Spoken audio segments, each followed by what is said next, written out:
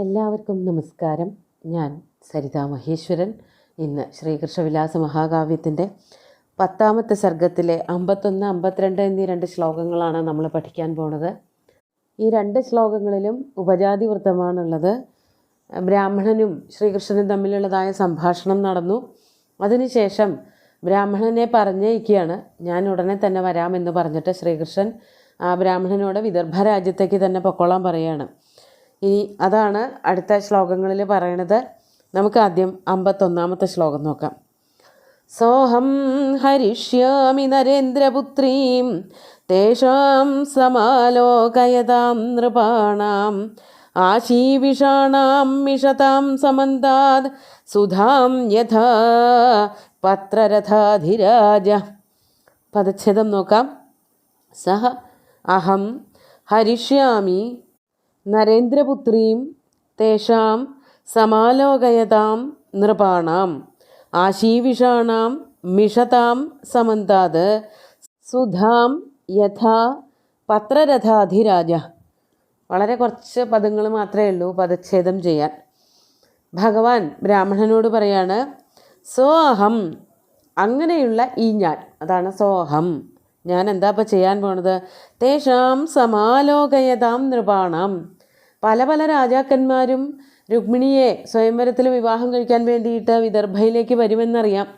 രുക്മി തൻ്റെ സഹോദരിയെ ശിശുപാലന് വിവാഹം കഴിച്ചു കൊടുക്കണം. ആ വരണ രാജാക്കന്മാരിൽ ശിശുപാലന് വിവാഹം കഴിച്ചു കൊടുക്കണമെന്നാണ് വിചാരിക്കുന്നത്. അപ്പോൾ അങ്ങനെയൊക്കെയുള്ള സാഹചര്യത്തിൽ കുറേ അധികം രാജാക്കന്മാരൊക്കെ നോക്കി നിൽക്കെ, അതാണ് സമാലോകയതാം തേഷാം സമാലോകയതാം നൃപാണാം. ആ രാജാക്കന്മാർ മുഴുവനും നോക്കി നിൽക്കുമ്പോൾ യഥാ, അതെപ്രകാരമാണ് എന്ന് കവി ഒരു ഉപമാലങ്കാരത്തോടു കൂടി പറയാണ്. യഥാ മിഷതാം ആശീവിഷാണാം സമന്താത് പത്രരഥാധിരാജ. പത്രരഥാധിരാജൻ, പത്രരഥാധിരാജൻ എന്ന് പറഞ്ഞാൽ ഗരുഡനാണ്. പത്രരഥങ്ങൾ എന്ന് പറഞ്ഞാൽ പക്ഷികളെന്നാണ് അർത്ഥം. ആ പക്ഷികളിൽ വച്ച് ശ്രേഷ്ഠനായിട്ടുള്ളവൻ ഗരുഡൻ. ഗരുഡൻ എങ്ങനെയാണോ പാമ്പുകളൊക്കെ നോക്കി നിൽക്കെ, അതാണ് ആശീവിഷാണാം മിഷതാം. മിഷതാം എന്ന് പറഞ്ഞാൽ നോക്കി നിൽക്കുക, കണ്ണിങ്ങനെ തുറന്നു പിടിച്ച് നോക്കി നിൽക്കുന്നവരായിട്ടുള്ള ആശീവിഷങ്ങൾ. ആശീവിഷങ്ങൾ എന്ന് പറഞ്ഞാൽ പാമ്പുകളാണ്. ആ പാമ്പുകൾ ഇങ്ങനെ നോക്കി നിൽക്കുമ്പോൾ, ഒറ്റയ്ക്കോ ഒന്നോ രണ്ടോ പാമ്പൊന്നുമല്ല, സമന്താത്, ഈ ഗരുഡന് ചുറ്റും പാമ്പുകളുണ്ടായിരുന്നു, നിറച്ച് പാമ്പുകൾ. ആ പാമ്പുകളൊക്കെ നോക്കി നിൽക്കെ തന്നെ, ശരിക്കും സതിസപ്തമിയുടെ അർത്ഥമാണ് ഷഷ്ഠിയാണ്, അനാദരേ ഷഷ്ഠി എന്നുള്ള ഷഷ്ഠിയാണ് പ്രയോഗിച്ചിരിക്കുന്നത്.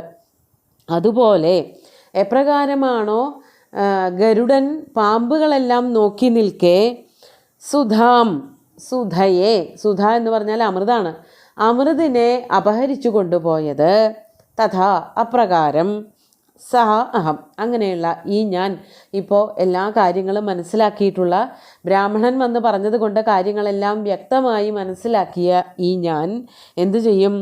എല്ലാ രാജാക്കന്മാരും നോക്കി നിൽക്കെ തന്നെ നരേന്ദ്രപുത്രിയും ഹരിഷ്യാമി, ആ നരേന്ദ്രപുത്രിയെ, അതായത് ഭീഷ്മക രാജാവിൻ്റെ മകളായിട്ടുള്ള രുക്മിണിയെ ഹരിഷ്യാമി, അപഹരിച്ചു കൊണ്ടുപോരുക തന്നെ ചെയ്യും. അതായത് ഇവിടെ കല്യാണം കഴിക്കുമെന്നോ സ്വയംവരത്തിൽ വരന്മാരുടെ കൂട്ടത്തിൽ ഒരാളായിട്ട് ചെന്ന് നിൽക്കുമെന്നോ അവളുടെ വരണമാല്യം സ്വീകരിക്കുമെന്നോ ഒന്നുമല്ല പറയണത്. ശ്രീകൃഷ്ണൻ വളരെ ഒരൊറ്റ വാക്യത്തിൽ പറയാണ്, ഞാൻ അവിടെ ചെല്ലും. ആ സ്വയംവരത്തിൽ എത്ര രാജകുമാരന്മാർ അവിടെ ഉണ്ടായി എന്നുള്ളതൊന്നും ഒരു വിഷയമല്ല.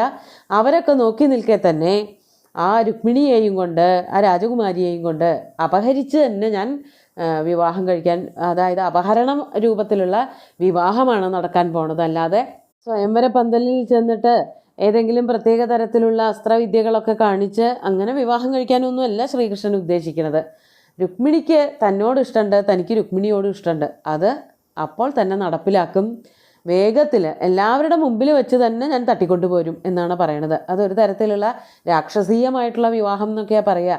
വധുവിനെ തട്ടിക്കൊണ്ടുപോയിട്ട് കല്യാണം കഴിക്കുക. പക്ഷേ ഇവിടെ വധുവിനെ തട്ടിക്കൊണ്ടു പോകുന്ന ആളോട് ഇഷ്ടമുള്ളത് കൊണ്ട് പിന്നെ ആ രീതിയിലുള്ള പേരൊന്നും ഇതിന് ഇടാൻ പറ്റില്ല. പക്ഷേ സത്യത്തിൽ അങ്ങനെ പെൺകുട്ടികളെ തട്ടിക്കൊണ്ടുപോയി കല്യാണം കഴിക്കുക എന്നുള്ളത് ഒരു ഗാന്ധർവ വിധിയോ ബ്രാഹ്മ വിധിയൊന്നുമല്ല, അതൊരു തട്ടിക്കൊണ്ടുപോക്കാണ്, രാക്ഷസീയ വിധിയാണത്.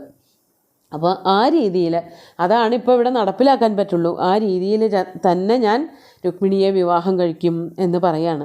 അപ്പോൾ ഇവിടെ പറഞ്ഞു തേഷാം സമാലോകയതാം നൃപാണാം, നോക്കി നിൽക്കുന്ന എല്ലാ രാജാക്കന്മാരുടെ മുമ്പിൽ വെച്ച് തന്നെയാണ്, പേടിച്ചു വരുമൊന്നുമല്ല, വളരെ ചങ്കൂറ്റത്തോട് കൂടിയിട്ട് മനസ്സുറപ്പോട് കൂടിയിട്ട് തന്നെയാണ് രുക്മിണിയെ വേളിയഴിച്ചു കൊണ്ടുപോകാൻ പോണത്. മേൽപ്പത്തൂർ പറയുന്നുണ്ട്, നൃപസമക്ഷമുപേത്യഹരാമ്യഹം തദയിതാം ദയിതാമസിതേക്ഷണാം എന്ന് വളരെ ഭംഗിയായിട്ട് ദ്രുതവിളംബിതം വൃത്തത്തിൽ നല്ല ശ്ലോകം എഴുതിയിട്ടുണ്ട്. അപ്പോൾ ഇവിടെ പറയുന്നതും രണ്ടും ഒന്ന് തന്നെയാണ്. സമാലോകേതാം നൃപാണാം, രാജാക്കന്മാരൊക്കെ നോക്കി നിൽക്കെ തന്നെ എന്നുള്ള ആ ഒരു ഷഷ്ഠി പ്രയോഗം നടത്തിയിട്ടുണ്ട്. രണ്ടും ഒരേപോലെ തന്നെ രാജാക്കന്മാർ നൃപസമക്ഷമുപേത്യ എന്ന് പറയണതും ഈ വരിയും തമ്മിൽ വളരെയധികം സാമ്യമുണ്ട്. നൃപ പദം തന്നെയാണ്. അതുപോലെ തന്നെ എല്ലാവരും നോക്കി നിൽക്കെ തന്നെ ഹരിഷ്യാമി എന്നാണ് ഇവിടെ പറയണത്. എപ്രകാരമാണോ ഗരുഡൻ പാമ്പുകളൊക്കെ നോക്കി നിൽക്കെ തന്നെ അവരുടെ അനുവാദമൊന്നും ചോദിക്കാതെ, അവർക്ക് വേണോ എന്നുള്ളതൊന്നും ചോദിക്കാതെ തൻ്റെ ഇഷ്ടത്തിനനുസരിച്ച് അമൃതും കൊണ്ടുപോകുന്നത്, അതുപോലെ ഞാൻ രുക്മിണിയെയും കൊണ്ടുപോരും. അവിടെ പുല്ലിംഗമായിട്ടാണ് ഭഗവാന്റെ കാര്യം അതെ, ഗരുഡൻ്റെ കാര്യവും അതെ. മറ്റത് സുധയാണ്, അമൃത്, അത് സ്ത്രീലിംഗമാണ്. ഇവിടെ രുക്മിണി ദേവിയും സ്ത്രീലിംഗത്തിലാണല്ലോ വരണത്. അപ്പോൾ രണ്ടിനും നല്ല സാദൃശ്യമുള്ളത് കൊണ്ട് ഉപമാലങ്കാരമാണ്. എപ്രകാരമാണോ ഗരുഡൻ അമൃത് മോഷ്ടിച്ചു കൊണ്ടുപോയത്, അതേപോലെ ഞാൻ രുക്മിണിയെ വിവാഹം കഴിച്ചു കൊണ്ടുപോരും എന്നാണ് ഇവിടെ ഭഗവാൻ സ്ഥാപിക്കുന്നത്. നമുക്ക് അടുത്ത ശ്ലോകം കൂടി നോക്കാം. 52ാമത്തെ ശ്ലോകം നോക്കൂ. ഇതി ദ്വിജന്മാനമുദീര്യ ഹൃഷ്ടം തം പ്രേഷയാമാസ പതിര്യദൂനാം പത്രീവ വേഗേന വികൃഷ്യ മുക്തോ പുരീം പ്രപേദേ സചരം ഹസാതാം. ആദ്യം പദങ്ങളൊക്കെ ഒന്ന് നോക്കാം. ഇതി ദ്വിജന്മാനം ഉദീര്യ ഹൃഷ്ടം തം പ്രേഷയാമാസ പതി യദൂനാം പത്രീ ഇവ വേഗേന വികൃഷ്യ മുക്ത പുരീം പ്രഭേദേ സ ച രംഹസ താം. ഇതൊക്കെ പറഞ്ഞ് വളരെയധികം സന്തുഷ്ടനായി ആ ബ്രാഹ്മണൻ. എന്നിട്ട് അദ്ദേഹത്തിന് എന്താ ചെയ്തത്? യദൂനാം പതി, യാദവന്മാരുടെ പതിയായിട്ടുള്ള ശ്രീകൃഷ്ണൻ, ഇതി ഇപ്രകാരമൊക്കെ, ദ്വിജന്മാനം ഉദീര്യ, ദ്വിജന്മാവ് ബ്രാഹ്മണൻ, ആ ബ്രാഹ്മണനോട് പത്മാസനനോട് ഇപ്രകാരമൊക്കെ പറഞ്ഞു കൊടുത്തിട്ട് എല്ലാം വേണ്ടതുപോലെ ധരിപ്പിച്ചിട്ട്, ഉദീര്യ ഹൃഷ്ടം തം പ്രേഷയാമാസ, വളരെയധികം സന്തുഷ്ടനായി തീർന്ന ആ ബ്രാഹ്മണനെ തിരിച്ച് വിദർഭയിലേക്ക് പറഞ്ഞയച്ചു. ഇവിടെ മേൽപ്പത്തൂർ അങ്ങനെയല്ല പറയണത്. പ്രമുദിതേന ചതേന സമം തദാ രഥഗതോ ലഘുകുണ്ടിനമേയുവാൻ എന്നാണ് പറയണത്. ഇനി ആ ബ്രാഹ്മണൻ പോവുക, പിന്നാലെ താൻ പോവുക, അതിനൊന്നുള്ള നേരമില്ല.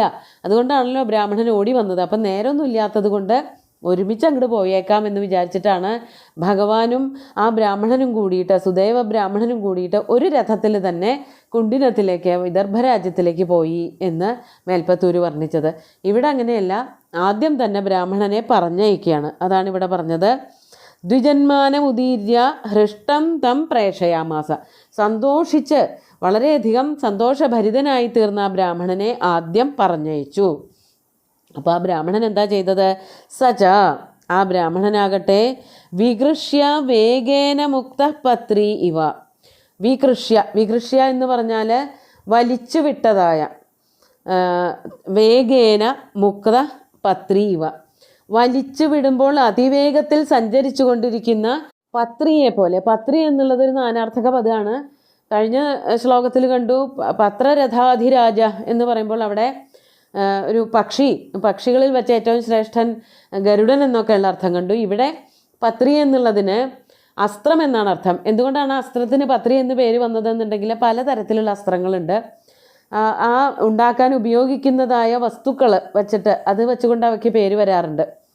അപ്പോൾ പത്രി എന്ന് പറയണത് പിൻഭാഗത്ത്, അതായത് വലിച്ചു വിടുന്ന ഭാഗത്ത്, ഈ ഞാണിലിങ്ങനെ അമർത്തി ചേർത്ത് വയ്ക്കുന്ന ഭാഗത്ത് ചിലപ്പോൾ ചില തൂവലുകളൊക്കെ ചേർക്കാറുണ്ട് ആ അസ്ത്രത്തുമ്മേ. അങ്ങനെയുള്ള അസ്ത്രങ്ങളെയാണ് പത്രി എന്ന് വിളിക്കുക അത്രേ. അപ്പോൾ ഇവിടെ പറയാണ്, അങ്ങനെ ഈ വലിച്ചു വിട്ടതായ ഞാണിൽ തൊടിയിച്ച് അമർത്തി വലിച്ച വിട്ട ഒരു അസ്ത്രം എത്ര വേഗത്തിലാണോ പോവുക അതുപോലെ. അതാണ് സച്ച വികൃഷ്യ വേഗേന മുക്ത പത്രീവ. വേഗേന മുക്ത, വളരെ വേഗത്തിൽ എയ്തതായ പത്രീവ, പത്രം എന്നതുപോലെ, അസ്ത്രം എന്നതുപോലെ, രംഹസ, വളരെ വേഗത്തിൽ, താം പുരീം പ്രപേദേ, ആ പുരിയെ, അതായത് വിദർഭരാജ്യത്തെ പ്രാപിച്ചു. എത്ര കണ്ട് വേഗത്തിലാണോ ഇങ്ങോട്ട് വന്നത് അതിൻ്റെ ഇരട്ടി വേഗത്തിൽ വിദർഭരാജ്യത്തിലേക്ക് ആ ബ്രാഹ്മണൻ എത്തിച്ചേർന്നു. വളരെ സന്തോഷവാനായിട്ടാണ് തിരിച്ചു പോയത്. ഭഗവാൻ ഉടനെ തന്നെ വരും എന്നുള്ള സന്തോഷ വാർത്ത രുക്മിണിയെ അറിയിക്കാൻ വേണ്ടിയിട്ട് വേഗത്തിൽ പാഞ്ഞുപോയി പദ്മാസനൻ എന്നാണ് കവി ഇവിടെ വർണ്ണിച്ചിരിക്കുന്നത്. നമുക്ക് ശ്ലോകങ്ങൾ ഒന്നുകൂടി ചൊല്ലി നോക്കാം.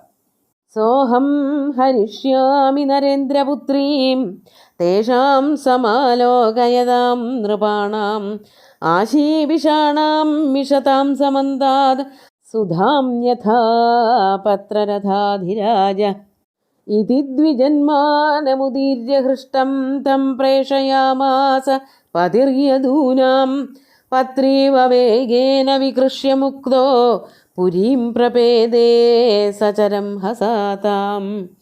രംഹസാതാം പുരീം, വളരെ വേഗത്തിൽ ആ പുരിയെ, അതായത് വിദർഭരാജ്യത്തെ പ്രാപിച്ചു എന്ന് പറഞ്ഞുകൊണ്ട് ഇനി ബ്രാഹ്മണൻ എന്തൊക്കെയാണ് ചെയ്യണത് എന്നുള്ളത് അടുത്ത ശ്ലോകങ്ങളിലാണ് വർണ്ണിക്കുന്നത്.